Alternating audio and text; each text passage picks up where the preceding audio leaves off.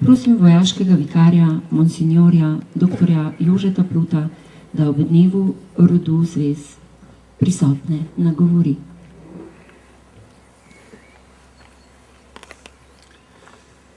Imam knjižico v rokah, pa jo ne bom prebral, ker vidim, da vam sonce sije v obraz, meni pa je nevarnost od sončnega udara, ker sem zdaj stopil na sonce, da me ne bi vžgalo v tilnik in vam bom to prihranil za kdaj drugič. Pozdravljam goste, predvsem lepo pozdravljam svojce, sorodnike pokojnega Petra in vas, cenjene pripadnice in pripadnike rodu zvez.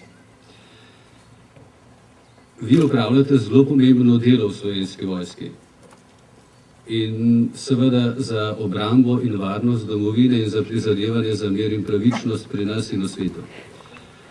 Predstavljajte si, tisti, ki ste mojih let, boste to brez težav naredili, ne? Tisti pa, ki ste mlajši in mlajše, pa se boste hitro vživeli, če še niste kaj takega doživeli, pa vam ne privoščim.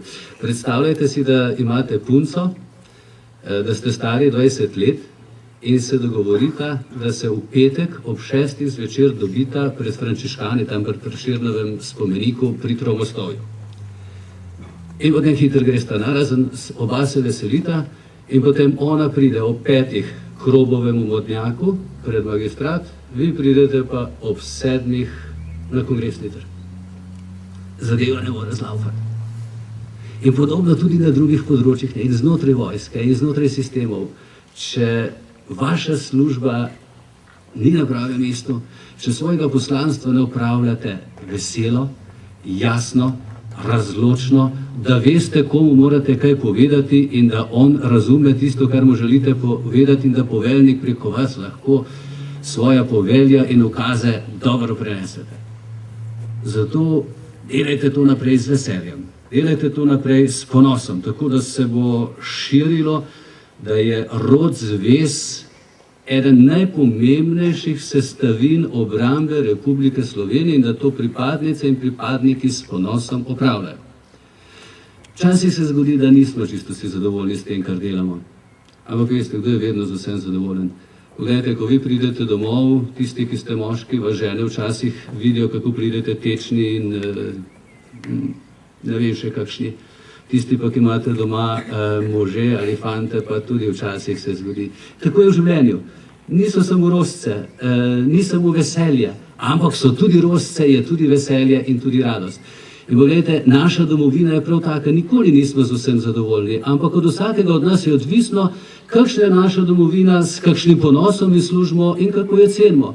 In tako se vedno vračate z veseljem domov svojim ženam, svojim dekletom ali pa svojim možem in svojim fantom, smo tudi vedno z veseljem pripadniki in pripadnice Slovenske vojske in tudi tisti, ki si prizadevamo za našo domovino in smo pripravljeni braniti. Zato je s ponosom branimo in s ponosom delajmo za to, da bo naša domovina doma in v svetu prepoznavna po dobrih in po končnih ljudeh.